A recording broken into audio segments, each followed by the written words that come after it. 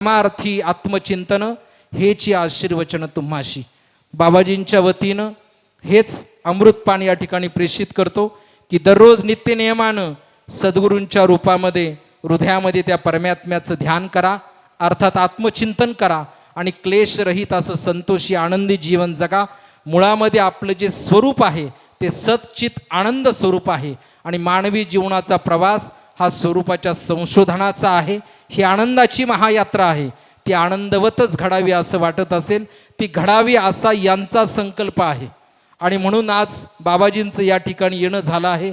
संयोजकांनी, आयोजकांनी, या कमिटीनं श्री गुरुदेवांच्या आज्ञेनं आणि आशीर्वादानं हा 7 दिवसीय सोहळा या ठिकाणी आयोजित केलेला आहे.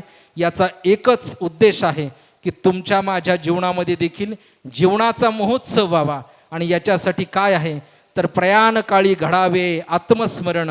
अंतःकाळाला देखील सद्गुरूंचं स्मरण असावं, परंतु अंतःकाळाला जर सद्गुरूंचं स्मरण घडावं असं वाटत असेल तर जीवनकाळामध्ये नित्यनियमानं अखंड आत्मचिंतन करणं गरजेचं आहे. आणि असं जर झालं तर मग निश्चित रूपानं नित्य घडो हे परमार्थ चिंतन, ते परमार्थाचा खरा अर्थ समजून आत्म्याचं चिंतन घडवण्यासाठी गुरुदेव माऊलींचं या ठिकाणी येणं झालं. आता खऱ्या महापूजेकडं 2 मिनिटासाठी वळणार आहोत.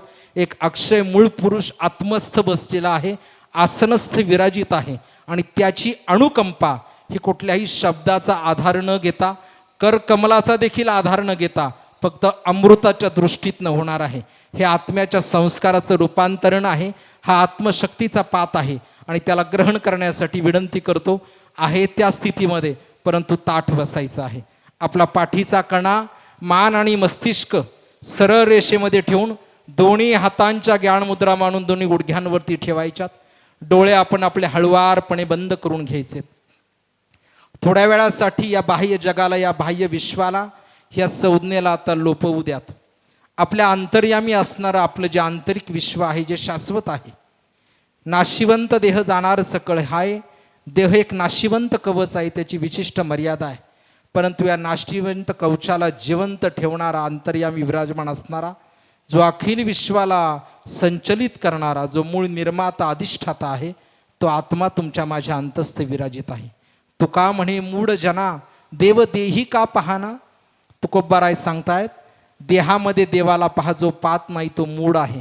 आणि मात्र त्यात शहाणपण आहे, ज्यानं तनरूपी तीर्थावरती, हृदयरूपी मंदिरामध्ये, आपल्या भक्तीच्या या भावपूर्ण सिंहासनावरती आपल्या इष्टदेवतेला, आत्मरूपाला अधिष्ठित करून त्याचं चिंतन करत आहेत.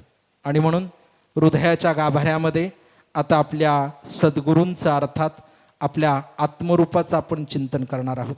श्री गुरुदेवांची सन्निधी आहे. आत्मपुरुष आत्मस्थ विद्यमान आहेत, ज्यांची काया ब्रह्मरूप झालेली आहे. या ब्रह्ममंडपामध्ये ब्रह्मज्ञानाचं निरूपण चालू असताना एक ब्रह्मपुरुष आपली ब्रह्मवाणी या ठिकाणी प्रेषित करत असताना आपल्याच या अमृत कृपेचं प्राण आपल्या या सर्वांच्या आत्मस्थ असणाऱ्या श्री सत्याला या ठिकाणी समर्पित करतोय. ही आत्मपूजा आहे तुमच्या माझ्या सगळ्यांच्या हृदयस्थ विरहित असणाऱ्या जगदात्म्याची. तेव्हा डोळे बंद केलेले आहेत आणि अतिशय समर्पित भावानं हृदय कमलामध्ये आता आत्मरूपाचं आपण चिंतन, अर्थात ध्यान करणार आहोत. ही आहे खरी शाश्वत सद्गुरूंची महापूजा. आणि म्हणून पुरुषोत्तम मासातलं हे 8वं पर्व आणि आजचा हा 4थ दिन, पावन संध्या आहे आणि हृदयामध्ये आत्म्याचं चिंतन चालू आहे. 2 मिनिटाचं आत्मचिंतन होईल. गुरुदेवांचा अमृत संदेश या ठिकाणी श्रवण करणार आहोत.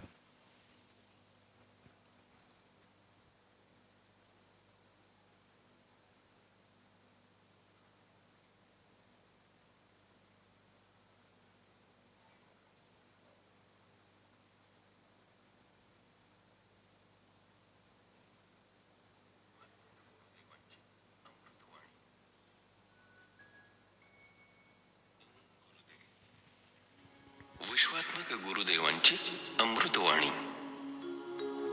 आत्मा या जगातलं एकच सत्य. जगातील संपूर्ण वस्तू नष्ट होतील, सृष्टीत असंख्य घडामोडी घडतील, पण आत्मा हा चिरकाल टिकेल. कारण